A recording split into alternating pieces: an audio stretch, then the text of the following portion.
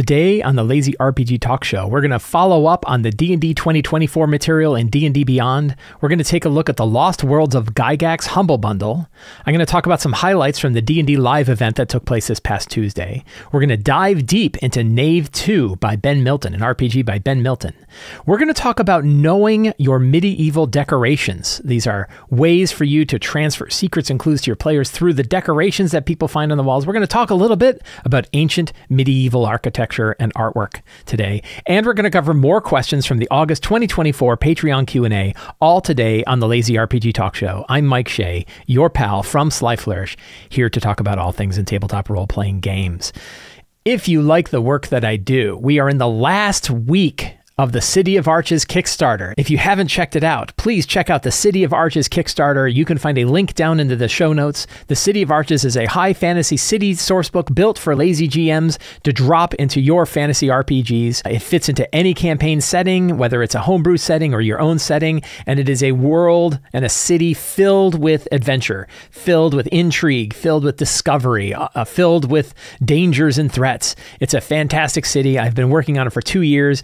The artwork is absolutely off the wall. I think you're going to really, really love it. So please check that out. If you've already supported it, if you've already backed it, please tell your friends, share it on social media, tell people about it. Tell them about the 42-page free sample that you can get that includes artwork and design and an introduction scenario to show you what the City of Arches is like and all kinds of stuff. A whole adventure that you can run for your group in just the sample pages alone. It's absolutely free to check out. There's no reason you shouldn't check it out. And if you like what you see, please consider backing the Kickstarter. In a very rare occurrence, if you saw my YouTube video from last week, I already had a little thing that I added in on Monday to talk about the changes that had occurred Sunday night at midnight last Sunday regarding the whole issue of D&D 2014 material and how they were going to change it in D&D Beyond when the 2024 material comes out, which I think is this Tuesday. I think Tuesday we will start to have more and more D&D 2024 material going out there. There's actually an in-store program for many friendly local game shops are going to be doing a D&D 2024 play guide with an adventure. I'm actually going to be doing it in my local game shop, so that's going to be really fun. So we weren't sure exactly what they were going to do with D&D 2014 material. At first, they were going to let you build 2014 character with classes, subclasses, species, and other things, but not spells and not magic items. That caused quite an uproar because it was basically like, hey, we're going to change all your spells on you. All these spells you had paid for, you're not going to get anymore. And so Sunday night at midnight Eastern Standard Time, they publish an update saying, no, we will go ahead. We will do it. You will have all of your 2014 material. If you build a 2014 character, you will have the choice of using 2014 classes, subclasses, spells, magic items, and everything so that you can build a true D&D 2014 character without having to include any D&D 2024 stuff. So good on them. I gotta wonder, like, what happened, right? Like, why not start that way? And it really is interesting because, like, between this and Blurgate from before, the real question is, like, how are these things getting so miscommunicated that they couldn't understand that there was going to be an uproar about this? And then they had to like scramble around all throughout the weekend to then come up with a new plan and a new policy to say, yes, we will be able to do this. How did they not know this? My friend Theos brought up on Mastering Dungeons when he was talking about it, that he was at the summit a year and a half ago. And he asked them then, hey, what are you going to do in D&D Beyond with the 2014 material when the D&D 2024 stuff comes out? And he said he got like a deer in headlights look. That was a year and a half ago. And somehow they had to scramble around from one point saying, no, you're not going to be able, all the spells are going to be updated to the 2024 variants, and then change their minds and say, okay, no, we are going to go back to 2014. They could have just started with that, right? And it was like the Blurgate thing. I talked about when they made a bunch of creators, including myself, blur our videos and then changed their mind and said, no, you don't have to blur the videos. Like, why not start with a clear plan before you shake everything up? So it's something that I didn't really understand. The one thing that I still go with this is it shows what the vulnerability is of having a centralized service that you use, that you depend upon. And if you depend upon D&D Beyond to do what it's going to do, it's not going to do that forever. As long as you have a centralized service, things are going to change. I guarantee you they will change. I guarantee it. It's 100% likely. I don't know when, and it could be 100 years from now, but you know that that stuff's not going to be around and that it's going to change and that's going to go in other ways because it's on a centralized service, and centralized services change. They change hands, they change companies, they change business models, they change all kinds of things. So I still feel like, you know, my main criticism last week of them changing the 2014 stuff was like, you can be angry about it, but you can't be surprised. If you listen to me, you can't be surprised. They're going to change what they want to change. They're going to change their business models. They're going to change the, you know, what little tchotchkes and doodads they throw in when you pre-order stuff. They're going to do all that kind of stuff. Wizards of the Coast wants D&D to be a video game. They really, really do. They want to get recurring spending instead of selling you a hamburger that you and your friends share for 30 years. As Jerry Holcomb from Penny Arcade refers to it, which I think is a really good metaphor. It's interesting that they changed. It's another one of those where you feel like that could have been predicted and that maybe you could have caused yourself a little less drama and have to write special new policies at midnight on Sunday if you just spent a little time listening to your community members. Again, like Theros brought this up to them a year and a half ago and realized that like this is going to be a problem. So I don't know, very interesting stuff. The Lost Worlds of Gary Gygax is a new Humble Bundle that is available. These Humble Bundles and bundles of holding are crazy good deals most of the time. If you really want to get fantastic bargains on your role-playing game material, digital role-playing game material, PDFs and stuff, keep an eye on Humble Bundles and bundles of holding. You get just tons of stuff for very low amounts. And this one is a whole bunch of products that are either from Gary Gygax or inspired by Gary Gygax after his time at TSR. So none of these are TSR or Wizards of the Coast based D&D products. These are all the stuff that he kind of did afterwards, some of which had disappeared for a long time and then has come back. And then other ones are sort of built upon the stuff that he had done. You get 46 different PDFs for $25.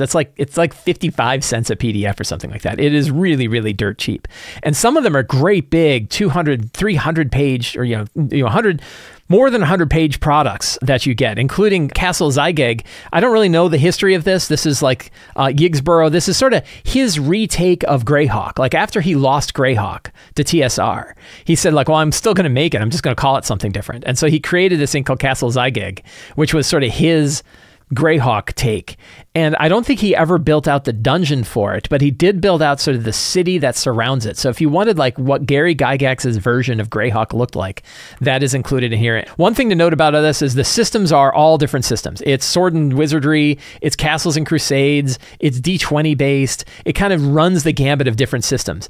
I don't think that matters too much because you can many times convert it over to whatever you're playing. So if you wanted to use this for inspiration for your 5e games, you can certainly use it to inspire any of your other RPGs, old school. This one is pretty neat. Gary Gygax's Necropolis, which is sort of a Egyptian themed, almost like a Desert of Desolation style mega dungeon. It's really big and has a lot going on in there.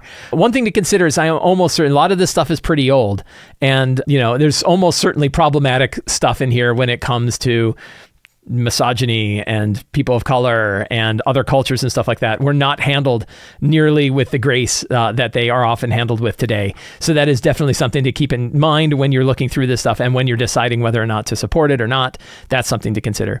Lost City of Gaxmore is one of them. There are a couple of interesting... And then, you know, these expansions, there's actually fiction. Gord the Rogue is a bit of fiction that Gary Gygax wrote. He actually wrote a book about it. You know, smaller supplements that are in here, Akarim, some stuff that's actually pretty new. There are things in here that are as new as like 2022, 2023.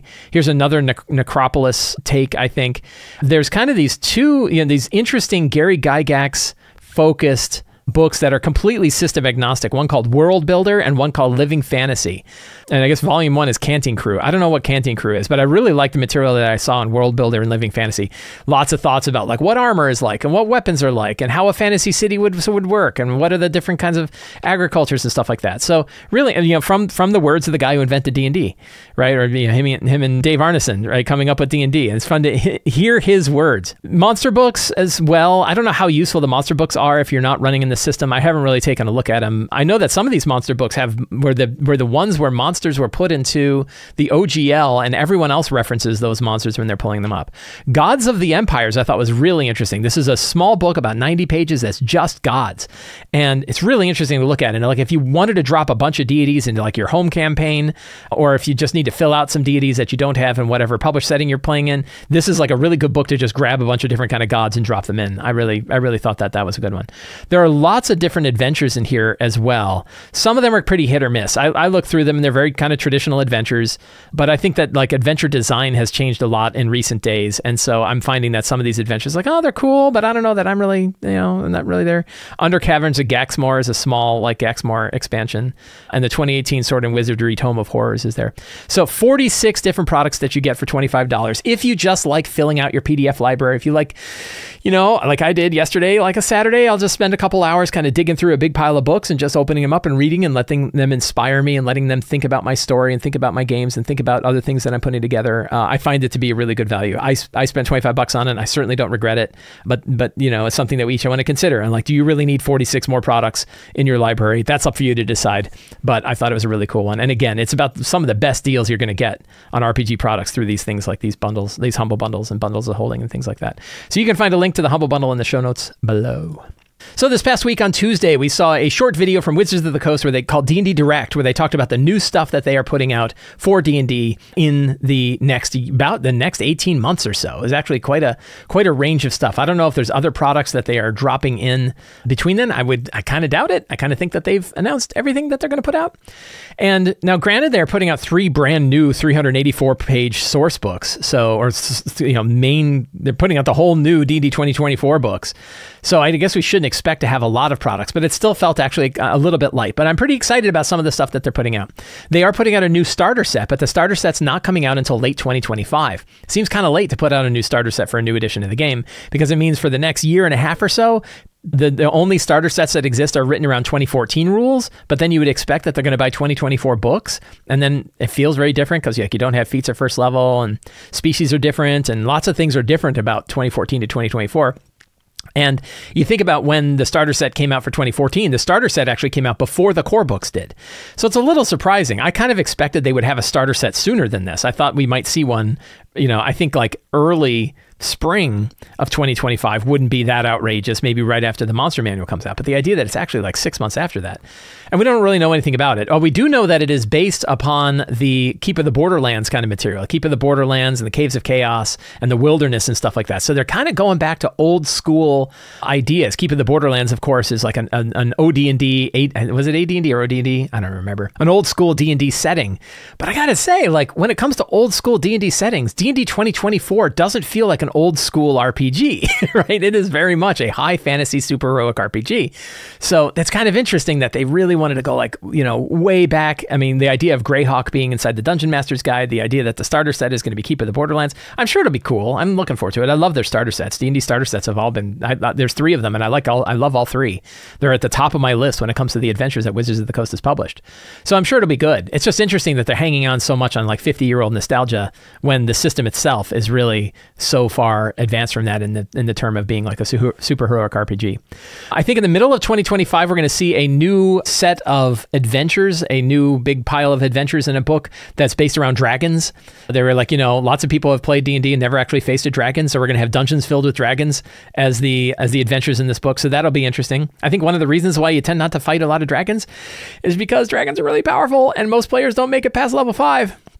So it's really hard to face dragons. So it'll be interesting to see how they have a whole bunch of different adventures that involve dragons where, there aren't super high level adventures. So we're going to see that. But the big one that I was really excited about and happy to hear about is the new Forgotten Realms books that are coming out in late 2025. There's going to be 2 of them. There's going to be essentially a GM focused source book for the Forgotten Realms and a player's guide for the Forgotten Realms. They say that the player's guide will still have material that's useful to a GM, so that's good.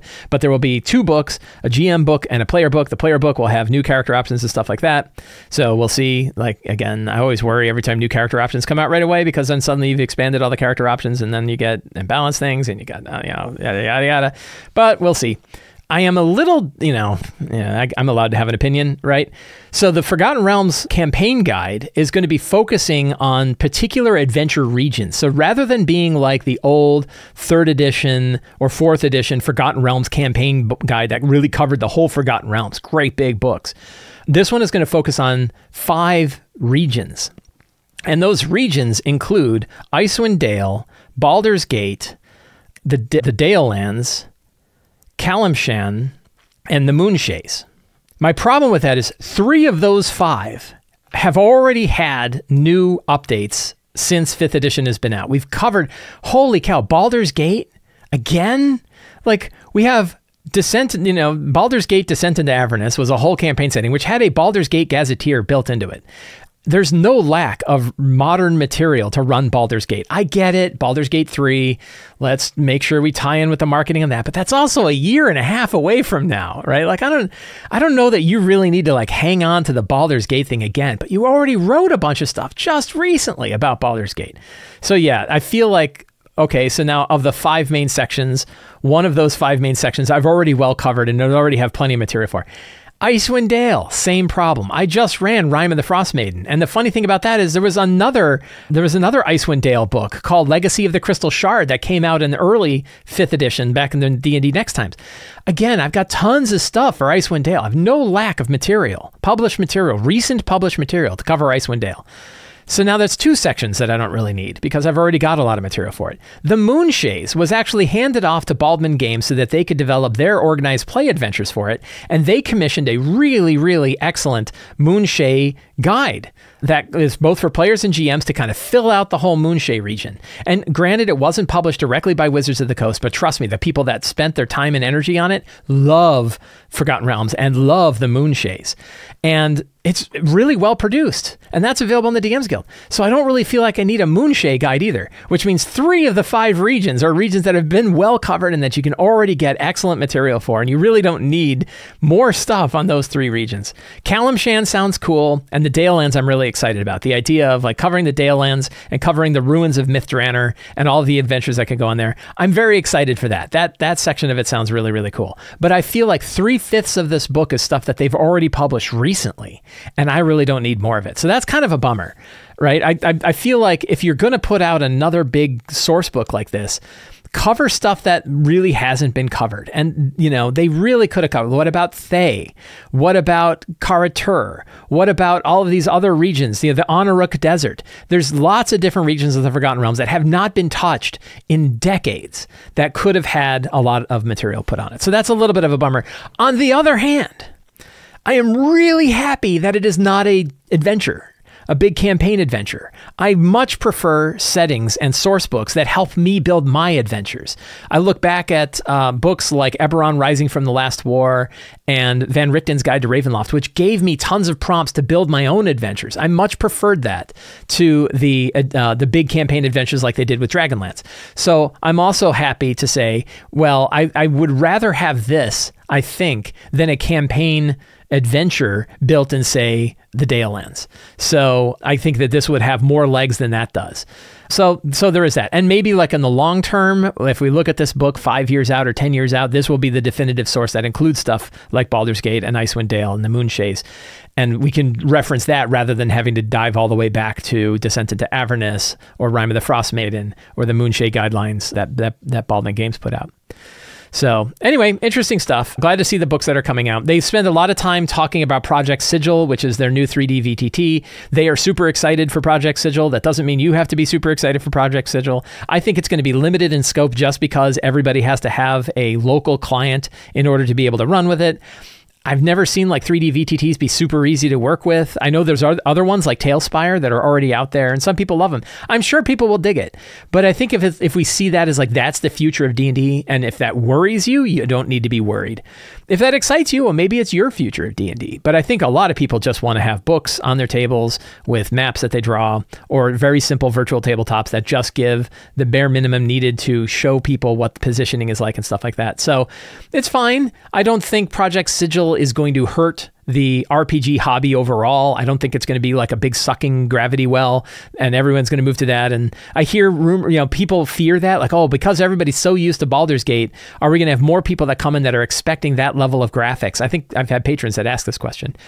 Are you going to have people come in that have such big expectations of graphics that they're going to immediately gravitate towards things like Project Sigil, their 3D virtual tabletop, and not really want to play the RPG? And I think the answer to that is no, because D&D wouldn't have been growing in popularity as much as it had if people just wanted to play video games, because video games have already been huge, and yet we saw tremendous growth in D&D over the past 10 years.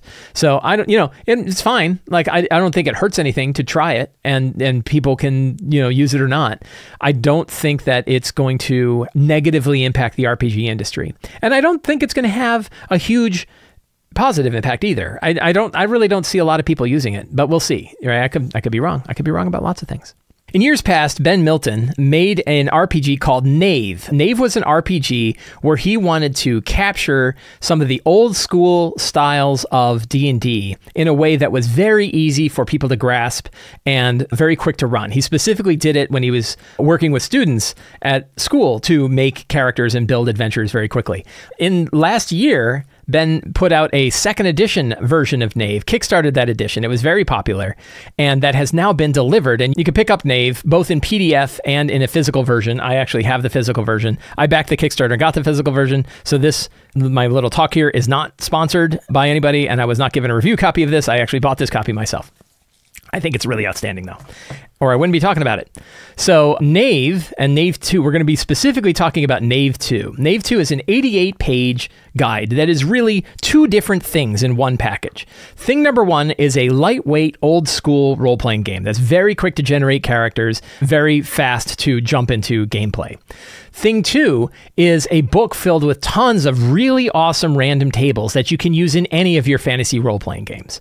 So it's really a resource that can serve two different purposes. One, a lightweight, old-school style RPG, and two, a big pile of random tables that you can use to fill out any kind of RPG that you're running, whether it's an old-school RPG or whether a modern RPG. Tons and tons of tables that you're going to have. So we're going to take a look at it today.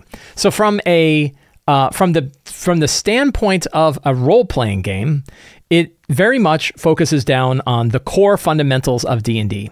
And you have your 6 ability scores: strength, dex, con, int, wiz, charisma. You make a check the same way, roll a d20, add your modifier, and you are looking to beat a task's difficulty. The task's difficulty is 11 plus the task difficulty, usually 5 when you succeed. So you're generally aiming for like a 16. 16 is kind of the default. That's actually pretty high. That means that early on, you're going to be failing more than you're going to be succeeding. So that kind of leans into the style of like it's a sort of a grim, dark game where, you know, failure is definitely going to be a thing that happens pretty often. But as your character grows in power, you will have more points in your abilities and you'll have more of an ability to hit these higher DCs. If it bothers you, you can always change the task difficulty and make it a little bit lower for most of them. It is very quick. Like, you know, we have this like quick reference guide on how initiative works, how attacks work, maneuvers, like things like disarming, pushing, stunning, blinding, breaking gear. All of these different kinds of things that you can do. Morale, of course, an old school style of like once NPCs have hit a breaking point, you roll to see if they're going to stick around or flee. So one of the interesting things, we're actually, let me pull up a character sheet here.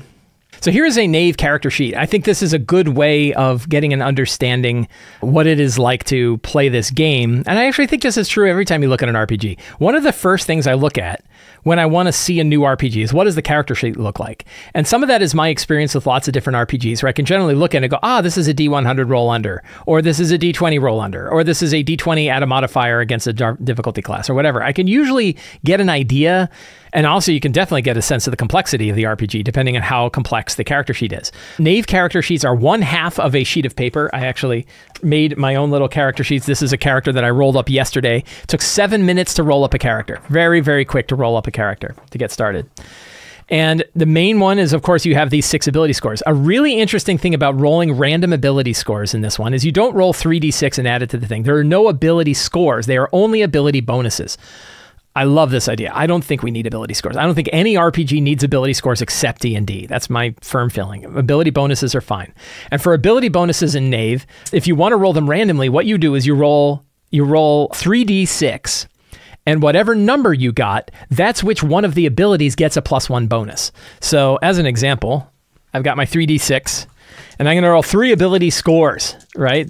And instead of this being the bonus, this one tells you which scores get the bonus. So I rolled a 1, 3, and a 6, which means I have +1 to strength, +1 to con, and +1 to charisma, right? Really straightforward. If you were to, example, roll 6, 6, 6, you would have +3 to charisma. So you can roll duplicates, and the duplicates would be, that's where you put your scores. You can, of course, also just apply 3 scores to whatever you want if you prefer to build a character rather than roll a character. But I think it's really fun, especially for these lightweight RPGs. We've definitely done this in Shadowdark. It's really fun to just randomly roll your character and see what you get.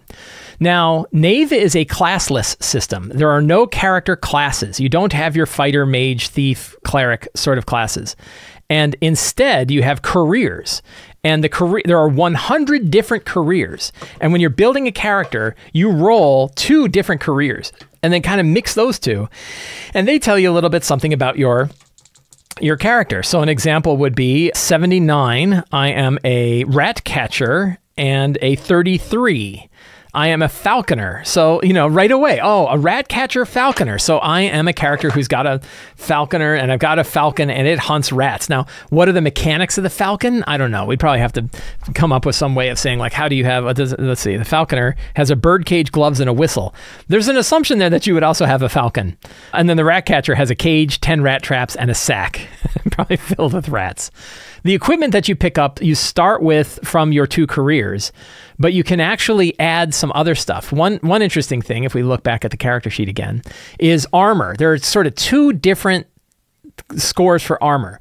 The first one is your armor points, and armor points are basically how many pieces of armor are you wearing. An interesting feature of Knave is when you're first filling out your equipment sheet, you can take whatever armor you want up to what you can carry. So most of the time, you're not going to bother to fill out 6 slots worth of gear with pieces of armor, and you can only have like 1 per slot, and there's a description in here which ones you get.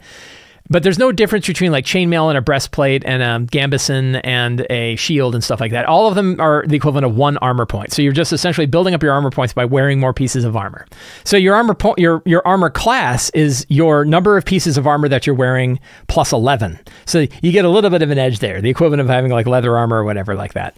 So the rest of it plays pretty straightforward. One other point for hit points, you roll a d6. That's how many hit points you have. You don't add your con bonus, you don't add anything else. However, when you take damage greater than your hit points, you start to lose equipment slots. And your number of equipment slots is the equivalent of 10 plus your constitution bonus. So that's how many pieces of armor you can wear, which means like you're not going to have more than 13 slots when you are starting out. And that includes all of the items that you picked up for your different professions and any other pieces of stuff that you want to pick up. They all basically take up a slot. Heavy pieces of armor and weapons take up multiple slots. Not armor, I don't think, but weapons take up multiple slots. And when you take damage greater than your hit points, each point of damage is a piece of equipment slot that you lose and anything that's in that slot. The one little tricky bit is this means you really want to be careful about what pieces of equipment you have in your lower slots, because it starts from the high to low. It starts at 20 and works its way up to 1. And you want to make sure that your most important gear is the gear that you have at the highest point of your sheet, because it's okay to lose your cage, but you don't want to lose your greatsword or whatever, anything like that. And you basically lose that piece of equipment when you start to take damage greater than your hit points. Healing and everything goes on from there. So that is just a quick touch on what the game itself looks like, how the game itself works. Again, really quick to build a character. Looks like a very straightforward system. Good descriptions in here are like, what are the duties of a game master when they're running Knave? What are the duties of the players when they're running Knave? Again, a lot of this philosophy are things that you can read and decide whether or not you want to incorporate into other RPGs too. And, the whole character creation. But when you get the other half of this book that I think is so valuable are all of these 100 tables that are all throughout the book. So even though there's lots of stuff in here about running your game, you suddenly have things like weather, like travel shifts, weird things that happen, big kind of events. There's cascading ones like city event, where then you go to another section and then you roll on the city event table, like delusion. And then you have a D100 page full of delusions. So it's really interesting to see all of the different D100 tables that are in here. And you can use these for any role-playing game. Travel shifts, really cool. Signs, locations, structures, places, or place traits. So you can say like, we're going to mix the two. I'm going to get my D100 dice again. Dude.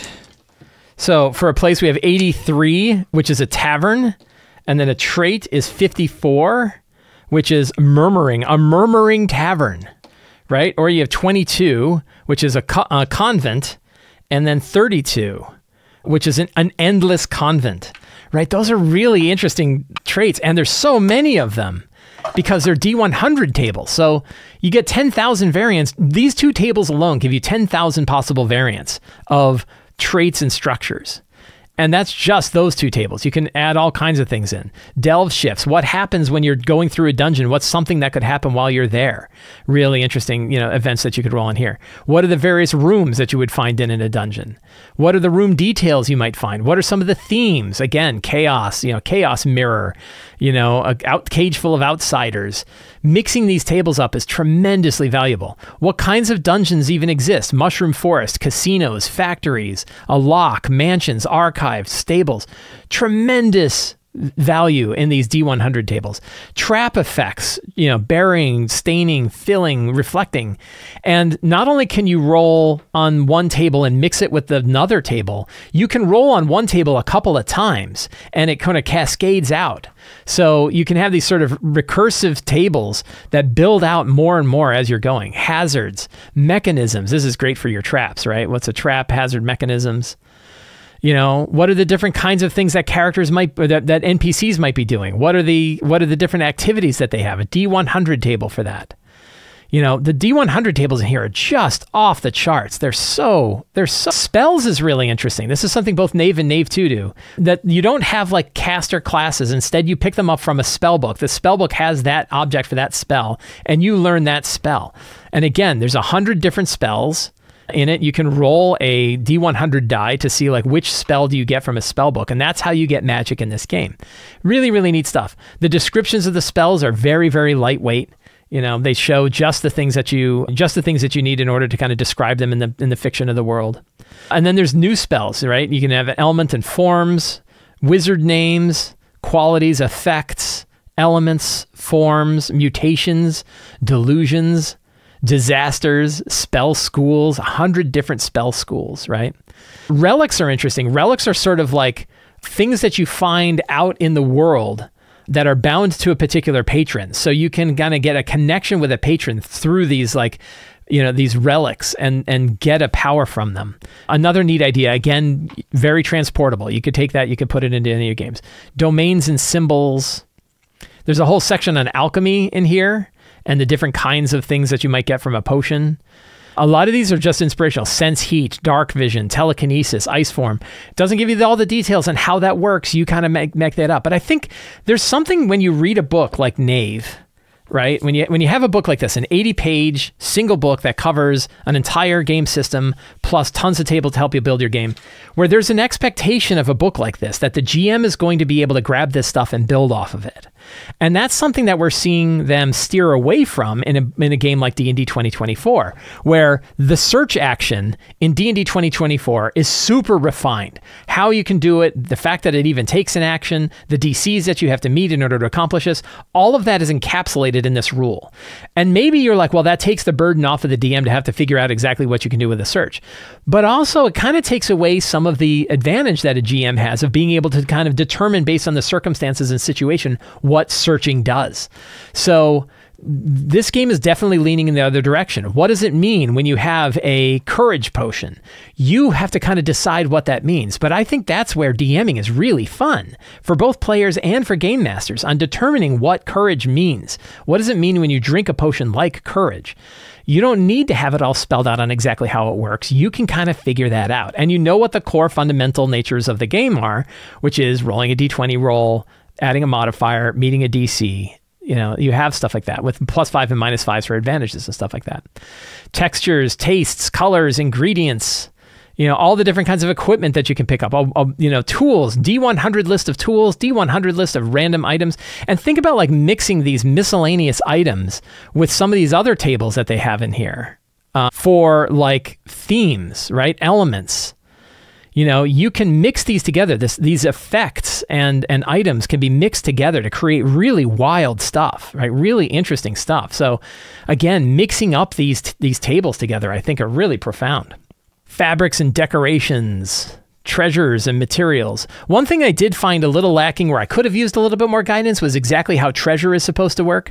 There's this idea that everything is worth basically just coin, but there isn't anything about like, well, how much coin should you expect to receive in any given adventure? There's no sort of random treasure table for coins in it. Instead, what you can do if you're running Knave is look at how many experience points it takes to level to any given level, and then use use that as a gauge for like, well, how much treasure would I expect them to acquire in order to meet these experience points? So if you look, it's 2,000 experience points to get to level 2.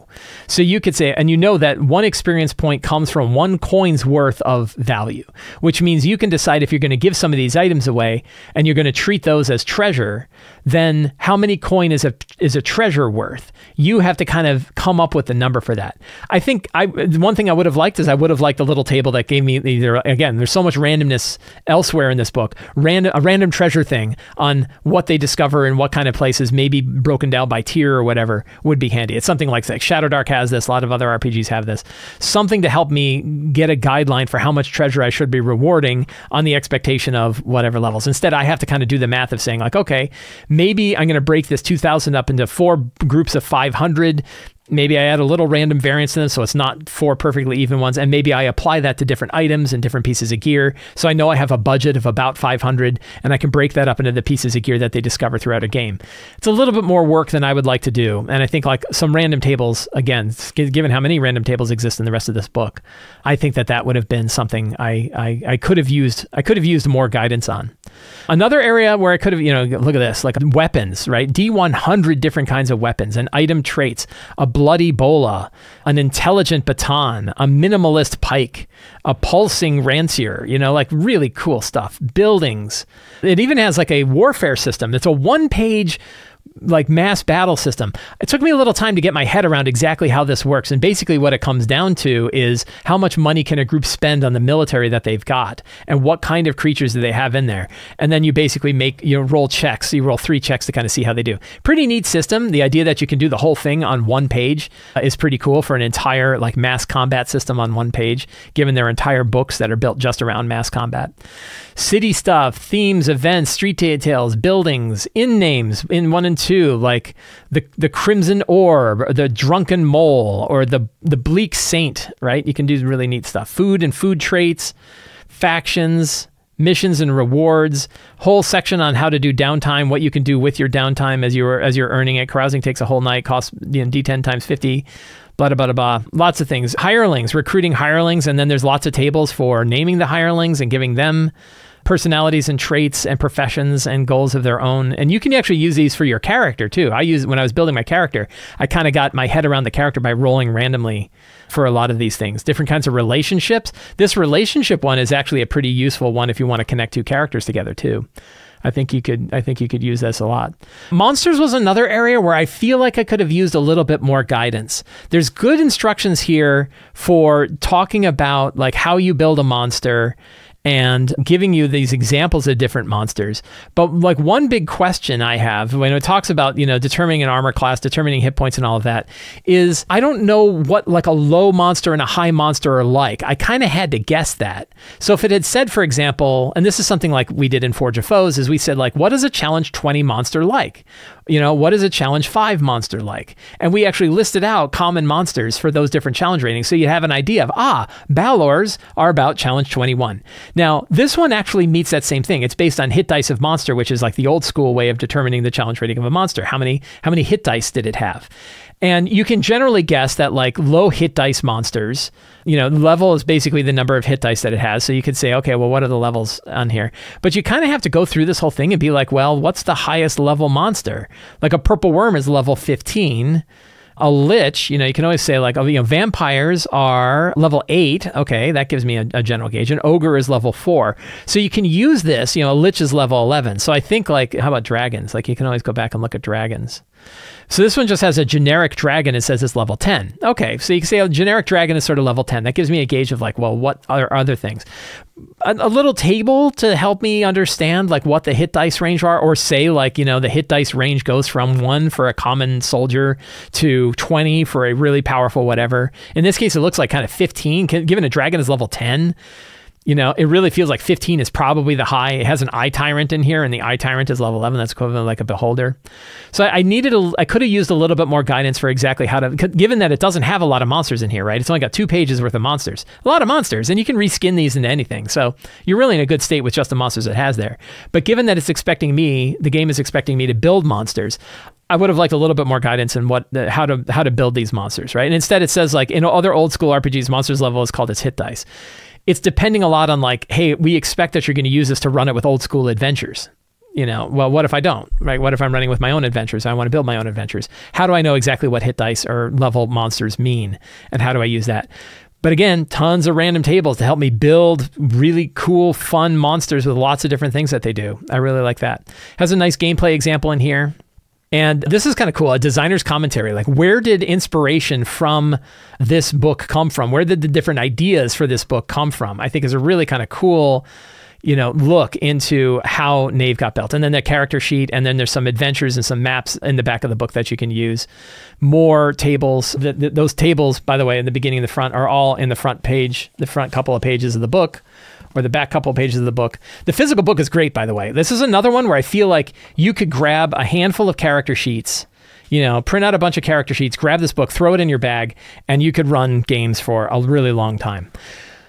Needless to say, I wouldn't have bothered talking about all this if I didn't think Knave 2 was an excellent role-playing game. I highly recommend it. So you can pick it up on DriveThruRPG for $20 for the PDF, or you can get the physical version, which I think is definitely worth doing. If it were me, I would definitely spend the extra $15 to get a physical version of the book, because as a physical book, this book is just really outstanding. It's another one where I'm like, I'm going to have this book on my shelf the rest of my life. And there is nothing that can happen in the future of role-playing games that could stop me from saying, you know what, I'm going to pull this off my shelf and I'm going to run a one-shot game using Knave, where we treat it like a little level 1 dungeon crawl. I could grab a classic adventure. I could build my own version of a classic adventure, and I'm off to the races. I think Knave is really, really cool. I think you would want this if you're looking for a very lightweight, very quick to play fantasy old school role-playing game, or you want piles of random tables that you can use to help flesh out your own adventures, or you want both of those things. I think Knave is an excellent purchase for either of those goals. I really, really think it's cool. When we think about fleshing out our role-playing games, and particularly like the dungeons that we run and stuff like that, and when we think about secrets and clues, and how we're going to reveal secrets and clues to the players when they're exploring dungeons and things like that, one of the biggest ways that we are going to explore those secrets and clues, and that characters can discover those secrets and clues, is by studying the artwork and the architecture of the structures that they're in.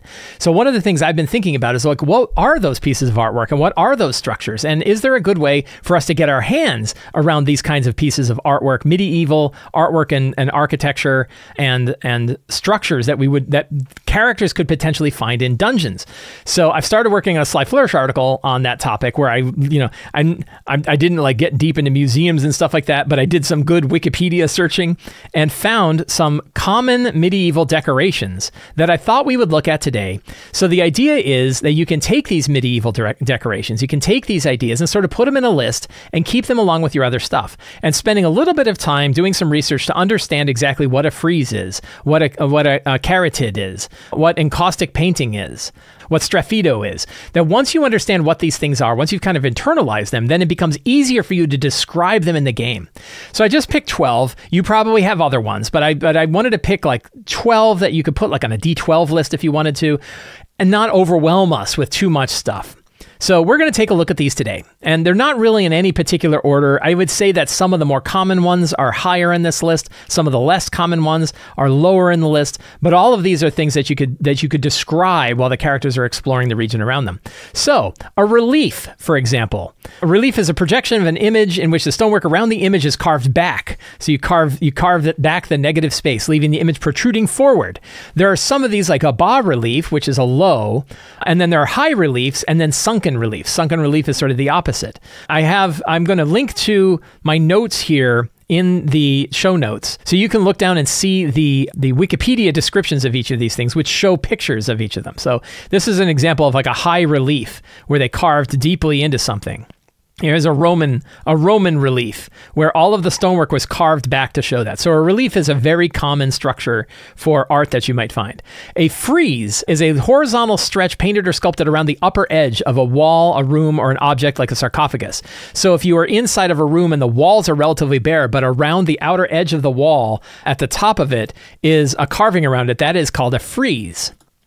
And you see friezes in, Roman architecture has it, Greek architecture has it. You could often say that this exists around the upper edges of a sarcophagus. So, a common situation in D&D is there's a sarcophagus, and around the outer edge of the top part of the sarcophagus is a frieze. So you can describe that as a frieze, and they might learn stuff from depictions on the frieze, battles that have taken place or villains that they defeated, histories about whoever's buried in the sarcophagus. That could all be inside of a frieze. Mural, most of us understand what a mural is. A mural being a piece of graphic artwork painted directly onto a wall, right? So, and there's lots of different ways to paint them on a wall, and some of these other ones talk about how those paintings are on a wall.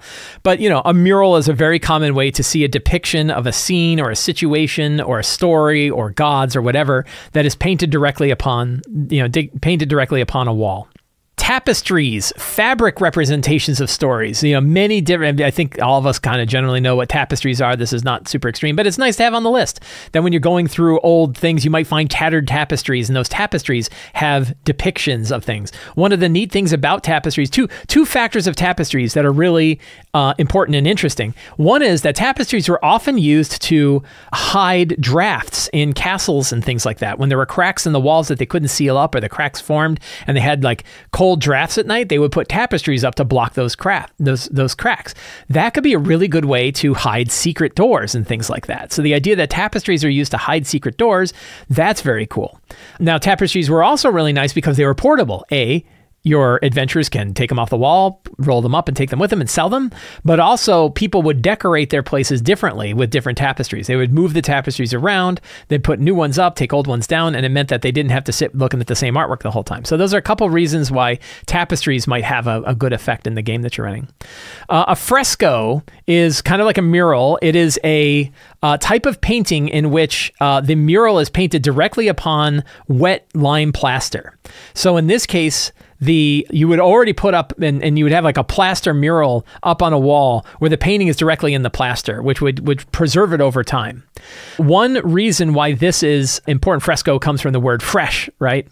And one reason why this is important is that plaster might crack, and you might have situations where you see a fresco on a wall, but you know that it's plaster. You peel the plaster back and you find something on the other side. Maybe there's another mural. This actually has happened in castles. I went to a castle in Ireland once where they had a plaster fresco on one wall, but the plaster had peeled back, and there was a whole other depiction on the other side that they had kind of buried over. Remember I talked about how tapestries were put up in order to hide or to change up the decoration?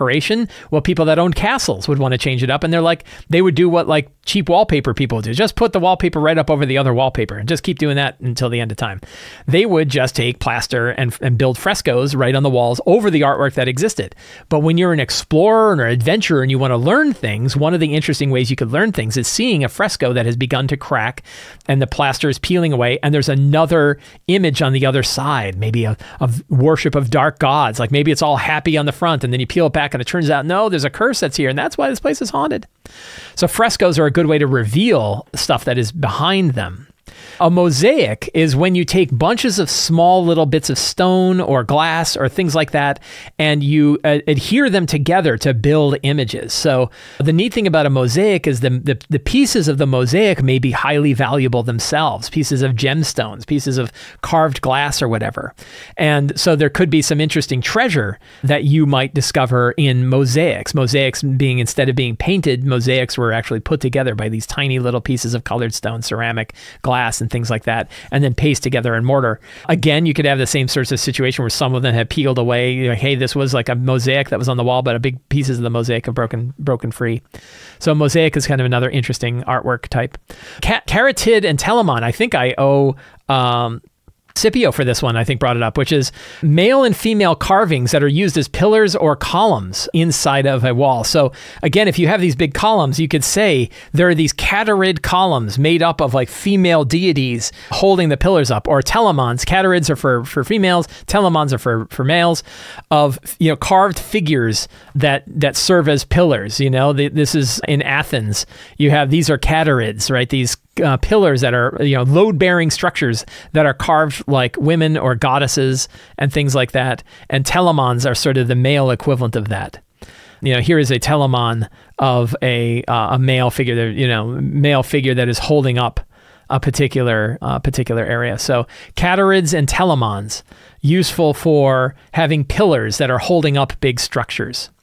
Runic carvings. Runic carvings are when you have sort of an old language or, certain kinds of, primordial or primeval languages where their languages are descripted in these kinds of very specific runes. And those runes, Vikings were big into these, of course. Norse, Old Norse side had these runes. And those runes could be carved in. And the runes can be both language, they can also be power. We've talked about like rune magic in our D&D games and things like that. So runic carvings would be carvings of these depictions that could be sort of read by the types of runes that they have, but also they could of course hold power in them, and maybe while you read it, things happen to you.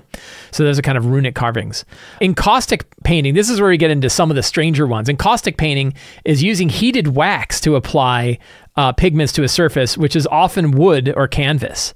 So this is another one where, sort of like a tapestry or sort of like frescoes, that you would have these wax paintings. And the neat thing about this, and like the latest Indiana Jones movie had a thing like this, where it was like an encaustic graving or an encaustic pattern was wax, but you could melt the wax off and there would be something else beneath it.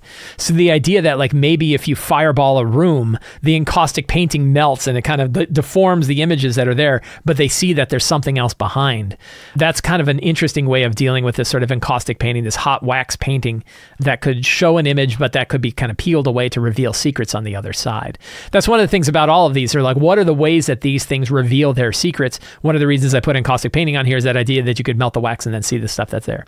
Gilded engravings, the idea of taking engravings, these could be big, these could be small, they could be on small objects, they'd be on large objects, but essentially you engrave into like stonework or wood or whatever, and then melt gold on the inside so that there's this coating of gold all around the outer edge that sort of seeps into those cracks and can make very beautiful things. So it's often called gilding, gilded objects, and where gold was sort of overlaid on top of another thing to kind of show the image of whatever was there in the first place. So obviously, gilded engravings on coffins would be neat. Gilded engravings on shields, you could certainly see. Gilded engravings on the walls where it was all stonework carved, but there's these rivers of silver. And it wouldn't necessarily have to just be gold, it could be other, mithril lining inside of it if you wanted to. So that's gilding.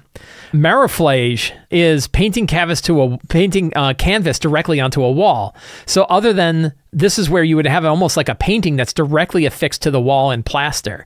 And again, another one where like you could cut it out and take it with you. You could show stuff behind it. Things could be hidden behind the canvas wall. There could be a secret door behind the canvas wall. So a mariflage, I think I'm pronouncing that right. A mariflage would be like a mural that's directly put upon canvas that's over an area. And if characters discover, at first you thought this was a mural painted directly to stone, but it's not. It's actually painted directly on canvas. And then the question comes back as, what's behind the canvas, right? What can we find there? Or can we cut it and sell it for loot, right? That's another one. Strephido is the idea of scratching a surface of one pigment in order to reveal another. So in this case, you might have two different layers of stuff. You might paint or affix an entire color to one thing and then scrape down to get a different color on the other side. So this one's kind of a different one, but this idea of essentially you might put like gold on one thing and then scratch through the gold to reveal like obsidian on the back, all kinds of different ways that you might want to show something from behind it. And again, it's another one where like, well, what if you scratch further? Would there be more things you could reveal? Was the surface that was put up there and then scratched through in order to depict this? What if there's actually more to it? And if you scratch further, you might discover other kinds of secrets and clues. So that's kind of another different technique. Kind of, Strephido, kind of another weird one that you would have. So those are sort of 12 different ways that you might have decorations in medieval chambers or old chambers. Again, dungeons and crypts and towers and old ruins and things like that could have all different kinds of these things. I think this is a fun list to kind of add into your kit so that when you're around there, when you want to describe different kinds of decorations that are on there, particularly decorations that you want to expose secrets and clues through, that having this list, this is a nice fast D12 list that you could add on there to talk about these different kinds of decorations that these locations might have for your characters to explore. So I hope you found that useful. Every month on the Sly Flourish Patreon, we have a monthly Q&A. Any patron can ask any RPG-related question. I answer every one of those questions every Friday. Some of them I bring here to the show so we can dive in a little deeper. Christian H. says, I recently went to my first Gen Con and picked up materials for Dungeon Crawl Classics. I'm currently wrapping up my first campaign as a DM, and I'm thinking about my next, trying to have the party of mostly new players try out this system. Do you have any advice on changing up systems and how not to overwhelm new players? So the first thing I would recommend is talking to them about it. Before you decide that you're going to do this, before you have a session 0, ask them, are they interested in it? Kind of show the book off. A lot of times I'll just leave, this is one of my dirty tricks, I just leave new RPG books lying around on my gaming table, and then before the game, people go, oh, what's this? Mothership? Huh, I haven't heard of Mothership. And I'm like, yeah, check it out. It's pretty, this is kind of neat. They get sort of excited. They discover it on their own. So, this is the equivalent of putting the Red Ryder BB gun ad in your dad's New York Post so that he'll read it when Christmas time comes along, as seen in the Christmas Story. So, but talk to them. Ask them if they're interested in this. Talk to them, and you kind of have to sell it, right? Why would they want to play this over playing something else? Tell them about some of the gonzo aspects of Dungeon Crawl Classics, the idea of really interesting and funny spell failures, the idea of, what are the factors of DCC, particularly for players. There might be reasons you're excited about it. Why would they be excited about it? So look at the game, try to find out what those things are, describe those to them. When I was pitching Level Up Advanced 5e, I said, this got really interesting elements. One of the aspects that isn't a big sell is, they rebalanced all the spells so they're not so broken. And the players are like, well, I like my broken spells. I don't have any problem with that. I don't have any problem with counterspell. I like counterspell. So, but if you say things like, well, the martial classes have a whole bunch of new maneuvers, or there is now a whole new martial class that's very similar to the old 4e warlord, or there's a whole new skill specialization system in there so that you can really dive deep into your skills and how those work. There's a neat way of kind of escalating the specialization in particular skills. I'm like, oh, that sounds kind of interesting, right? And a lot of times they might just be like, I don't know why this is better than what I'm already playing. They might not be super excited about it, but they might also say, yeah, but you're interested. Sure, I'll give it a shot. The other one is trying to pick systems that aren't going to be so hard that they're not going to be able to pick them up really easily. I think that a lot of it, when there's a big investment in an RPG, really understanding the rules, that's a harder sell than one where you're like, hey, this plays pretty much like 5e, only X, Y, and Z. So, but I would really spend some time, talk to your players about it. Why do you want to run it? Why do you think they would want to play in it? What are the advantages that this has over the other one? And generally, if you have a group that trusts you, one other big tip. Hey, we're just going to try this out for a session or two. I want to just see if it's are you guys willing to try this out for a session or two? Don't try to sell them on a 40-week campaign. Sell them on a couple of sessions. If those work really well, you might say, yeah, would you like the guys want to continue this? And you want to stick, try something else, and be sincere about that. Don't assume that they're going to want to do a 40-session one. They might just do those 2 sessions and then be done, but you'll have had a chance to try it out. So I'd say try one-shots. It's a lot easier for players to commit to doing a 1 or 2 or 4 session game than it is to commit to we're all switching over to Tales of the Valiant. That's all we're ever going to play from here on out. And it's well, what about D&D 2024? I was kind of interested in trying that. Well, why don't we try a couple of episodes, a couple of sessions of Tales of the Valiant and see what we think, right? A lot easier sell. Hopefully that helps. Eric H. says, in a recording, I love this one, in a recording of the Lazy D&D, I'm going to read this in a new voice. In a recording of the Lazy RPG talk show you posted on YouTube on 20 February 2023, you said to prepare for a bold statement, and you expressed that it would be bad for the industry for D&D Beyond to host third-party material. I assume I'm on the stand. That's why I'm saying it this way. I'm pretty sure that Eric H. did not have that attitude, but I think it's funny. A year and a half later, now that D&D Beyond has hosted third-party material, I'm interested to hear your thoughts on the points you make in that video. Do you still feel that it is bad for the industry and the hobby? Do you think it has strengthened a monopoly D&D has? Do you think it weakens those hosted companies by forcing them to operate in an unfair marketplace? In the video, you compare it to cuts taken by the likes of Amazon. Or do you think it allows those third-party publishers to reach a larger audience? I'll ask again in another 1.5 years and see how it shakes out. Eric H., I hope you do. I'm going to give an answer to this, and I would love to hear how my answer changes in a year and a half. A few things. I don't think I ever said that it was bad for the hobby. I said it wasn't necessarily good for the hobby, and those are two separate things. My argument is that a lot of community members were saying that it was good for the hobby, for D&D Beyond, to sell third-party content. My point is, I don't think there is any way to say that is good for the overall hobby. If good for the overall hobby meant a more democratized marketplace for RPGs, the more you have a centralized market for RPGs, I think the less resilient the hobby is. So, but I wouldn't say it's bad. It's not necessarily bad either. It just means it's not universally good. They are not doing us a favor. They are making money off of the stuff that they put on D&D Beyond. I'm going to guess 20 to 30%. Right? I'm going to guess. They don't say, and part of when we talk about the unfair marketplace, I'll give you an example of an unfair marketplace. Tell me how much MCDM has to pay Wizards of the Coast to be on D&D Beyond. What's the percentage cut? I'll give you a hint. They don't tell you. You know why? It's probably NDA'd. So if they are NDAing, how much... I'm making this up. I don't know it's NDA, but nobody is saying it. Ghostfire's not saying it. Kobold Press isn't saying it. MCDM's not saying it. The publishers there are not telling us, and they're not telling other publishers how much they have to pay Wizards to be on that platform. You can guess it's probably 20 to 30%. I would not be surprised if it's 20, 30%. Now, Wizards of the Coast does not have to pay that 20 or 30%. They pay like 5%. They pay card-to-card transaction fees, and that's pretty much it. Granted, they're spending the money to maintain D&D Beyond, and that's a cost. But they, on any new product they put up on their own site, they don't have to pay anything near the amount of money that a third-party publisher. And that's why I think is it an unfair environment? The answer is yes. Are they still getting third-party publishers reach to a larger audience? Also, yes. A lot of these things can be simultaneously true. They are not. It's not one or the other. So, saying like the hosted company is forced to operate in an unfair marketplace, or do they get access to a larger audience? The answer is both. They are definitely in an unfair marketplace. I don't think there's any way anybody could argue that they are not in an unfair marketplace because they pay more money per product to the host of the marketplace, and the host of that marketplace also sells the same kind of products they sell, only at like 50 times more volume. Now, that said, I know personally that those products that are selling, I can't speak for all of them, but some of the products they're selling in D&D Beyond are hugely lucrative. They're doing very, very well. So I wouldn't know a publisher that's up there who is unhappy with that situation. They're probably, because the reason you bring up, they just got a bunch of basically free money.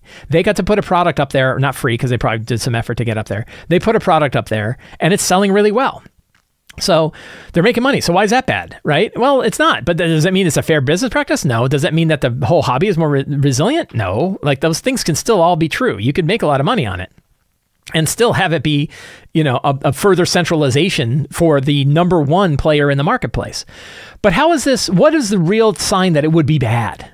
Right? And the real sign that it would be bad in my one metric that I would look at is D&D Beyond growing in the number of people that are using it compared to the overall hobby? And if it's growing bigger, and particularly if we think, and I don't know how you really figure this out, but is it growing bigger in particular because now people are finding more material from other publishers there, then that means that their reach is growing and that there is a centralization of the RPG sales that's going on in one marketplace. My own research into this says that that's not really happening. And I don't have perfect data on this. I only have the data that I've got. But one of the things is that for 3 or 4 years, I've been doing a survey on YouTube asking people how often do they regularly use D&D Beyond. During COVID, it was like 1 and 2. Last year, it was about 4 out of 10. And then this year, it's 1 out of 3. So it's actually gone down slightly. Right? A little bit, almost exactly. I don't know that I'd sweat it too much. Now, these are people who follow me on YouTube. These are people who answered the poll. They were big. They were more than 3,000 respondents, but it wasn't a representative sample of the overall marketplace. And I don't know that we'll ever get the data on the overall marketplace. But for that data that I'm looking at, what it tells me is it doesn't look like D&D Beyond's reach is growing disproportionately to the rest of the RPG industry. That would be something that I would look at. I also think that D&D Beyond is going to become less lucrative for third-party publishers the more third-party publishers are on there. So eventually it's going to get to the point where maybe you have to do a lot of work to put a product up there and it doesn't really sell. I've experienced this on other platforms where we spend a significant amount of money to put a product on a particular platform and nobody buys it there because there's so many other things to buy there. So those are all things to consider. Do I think I don't think... this isn't like a table pounding, oh my God, the industry is worse off than it ever was and role-playing games are going to die because of this. I'm not making this a big deal. And I think I would be very interested to look at this again in a year and a half. And I think the end result is from the year, I'm surprised it's been a year and a half since I talked about this. I guess it's been about a year, right? You said, February 2023. Was it really that long ago where I talked about that? Man, Time flies. I don't think it's gotten necessarily worse for the overall RPG industry. One area that I'll bring up, though, is I did talk to another publisher, and we were talking about D&D Beyond, and we were talking about other stuff, and they said, yeah, we get questions all the time saying, hey, is your product ever going to be up on D&D Beyond? And they're like, well, we'd sure love to have a product there, but they're not allowing it. One thing that I think is a clear sign that it isn't necessarily good for the community is who are they choosing to be on the platform? I have another friend who is very eager to get his outstanding role-playing game product up on D&D Beyond, reached out to them, and they blew him off. They're like, oh yeah, we'll talk about it. We'll talk about that. And then never talk to him again, right? So his product can't be on D&D Beyond. Other people's products, they're showing up. So how do we know who's going up there and who gets to decide? Wizards of the Coast is getting to decide which products are getting this extra visibility and which ones are not. Is that a fair marketplace? Sure doesn't sound like it to me. So those are some factors. It's not crushing the industry. It's not making it terrible. I'm not trying to like, oh my God, this is the worst thing of all time. Oh my God. No, the industry is super, super healthy, right? The whole hobby is super, super healthy. And I'm very, very happy with it. And I think we're in a really outstanding spot. But I don't necessarily think, the one thing that I was really trying to nail then, and I'm still trying to nail now, is D&D Beyond adding third-party products to D&D Beyond is helping Wizards of the Coast, and it's helping those product producers, and it's helping people who use D&D Beyond to get exposure to other stuff. But is it making the whole hobby more resilient? I don't think there's any way you can tell me that it is, because resiliency doesn't come from one platform bringing more stuff into just that one centralized platform. Ben C says, I've been following the City of Arches since the first release. And I'm very excited to get a final copy from Kickstarter. Congrats on the success. Thank you so much. I'm planning to use it for an upcoming Theros style game as the central city / hub of the campaign. And I was wondering if you had any tips on reskinning key elements of the city to the theme of different settings so that I can drop it in as smoothly as possible. Yes, we have a whole section of the book where we talk about how you can, what elements are reskinnable? What parts of it can you pull out? A big one are the gods, and this would work great for Theros. Like, I think City of Arches and Theros would be outstanding. I think that City of Arches and Theros will be outstanding because you can replace like all of the gods and all the statues and all of sort of the artwork and stuff like that can be replaced with all of the gods of Theros and the mythology of Theros. You know, it's got the arena there. I think it could work really, really well for Theros. And I think it would be pretty easy to sort of reskin the City of Arches and Theros. The other one is having the arches connected to the various pantheon realms of Theros. I think could work really, really well. But yeah, there's a whole section where we're going to talk about like what are the elements of the City of Arches that you'll want to pop in and pop out. Big one are gods, main players, kings and queens, things like that, other major NPCs, some architectural descriptions and stuff like that. But a lot of it is going to be able to work well. I don't know Theros real well, but I don't know if there's an underworld. But the idea of maybe having that physical underworld where you have Sunken Revia and you have the lower reaches, and that the lower you get, the more into the underworlds you get, I think could be a really fun thing to do with Theros. But yeah, City of Arches is designed exactly to do the thing that you're doing. So hopefully you have an easy time with that, and I'm looking forward to hearing more about it. Graham D says, do you know if Kobold Press is planning to maintain their 5e compatible product lines going forward? I recently decided to run Empire of the Ghouls campaign, but found it was no longer available through the Kobold Press store and was getting pretty expensive on Amazon. I reached out to Kobold Press customer support to ask about it, and this was their reply. Unfortunately, Empire of the Ghouls is no longer in print, and we will not be reprinting it. Fortunately, my lovely wife tracked a copy down in Saskatchewan. Shout out to Dragon Den Games in Saskatchewan. So I am covered. Anyway, would this be a simple business decision that is just not economical to keep reprinting books, or would it indicate that Kobold Press is going to focus on Tales of the Valiant related products? I have already built up a nice Kobold Press Midgard collection and wonder if I need to worry about completing my collections before the book disappears. This is almost certainly a business decision in the idea that depending on what the sales of Empire of the Ghouls are like, you can reach a point where the sales are so low that it is not worth doing a reprint. It's a sad state, and it's very sad to hear that for Empire of the Ghouls, because Empire of the Ghouls is an outstanding adventure. I really love Empire of the Ghouls. I ran a long campaign in it, really, really enjoyed it. It's something I will remember for the rest of my life, and I just love that adventure. Now, of course, you can still get the PDF, and I don't know, I haven't seen if Kobold Press really goes through much work to make print-on-demand copies. I wish they would. And one thing you could reach out to customer service, which maybe if I talk to them, I'll mention it, that like, you know, it's not a lot of work to get a print-on-demand version of these, and if they could, then at least people could get a print version through like Drive-Thru-RPG or something like that. It'd probably be pretty expensive. It's a great big book. It's like a 350-page book. And that's probably part of the deal. It's like, it looks like it's an expensive book to manufacture. And if they're not selling a lot of them, Like you basically have to be able to know you're going to sell 1,000 of them if it's worth doing a print run at all. And maybe they're just not selling as many copies. Now, whether or not they're kind of pivoting all to Tales of the Valiant, that one I really can't say. I don't have any inside knowledge to tell me that they're like, oh, we're done with Midgard and we're now doing all this other stuff. Hard to say. So, but yeah, it's kind of a bummer. So yeah, if you want Empire of the Ghouls, go hunt down a copy because they might get harder and harder to get. Joshua C. says, what is your favorite campaign setting and associated setting book? Eberron, Rising from the Last War. That's my favorite one. I thought about this. I thought about this question. I thought about it when I saw it on Patreon, and I'm going to jump straight to the conclusion, which I think Eberron, Rising from the Last War is my favorite setting book. I think you can run all different kinds of fantasy RPG adventures in it. I think it works really well to drop in all different kinds of adventures from, like, you know, exploration of like wasteland places to city intrigue to horror to, you know, dragons. It's got everything in there and yet has a theme to it that it really is cohesive and excellent. It's a more modern setting than other ones. Like Midgard I really like, but Midgard's got some problematic areas that I always feel I have to kind of work around, where Eberron I really don't feel like that. I think there's a lot of interesting history to it. I think it handled a lot of things, like saying like goblins aren't a bunch of black-hearted little thieves. Instead, they're part of the Connie Empire that has been around long before and had technology as grand as anybody else. I think that really works. It's beautiful. It's a beautiful setting. And the book, Eberron, Rising from the Last War, if you don't have a copy, buy one, because it's an outstanding source book. I think it is a pure definition. I don't think we're going to see a value in a source book like that ever again. Like, given the cost, given the word count, given the size of the volume, given the quality of the material, I think it's one of the best source books. It's the best source book I've ever seen. And I don't know that I will see another one that I love as much as I love that one. City of Arches, of course, is different, but City of Arches is 160 pages rather than 324 pages. So that's what I would say. Joshua C. Eberron, Rising from the Last War, I think is my favorite campaign setting and associated setting book. I could run adventures there for the rest of my life. Friends, thank you all so much for hanging out with me today while we talked about all things in tabletop role-playing games. If you enjoyed this show, please check out the City of Arches Kickstarter. We are in the last week of the Kickstarter. Please tell your friends. Please share it on social media. Talk about it. And if you haven't backed it, please back it. Please consider backing it. I've worked really hard on this. It's an awesome setting. You're going to love it. It's going to be something that you can have on your shelf for the rest of your life, and you could run adventures there forever. It's a really, really awesome book. You can find it in the show notes below. Thank you all so much. Have a great day, and get out there and play an RPG.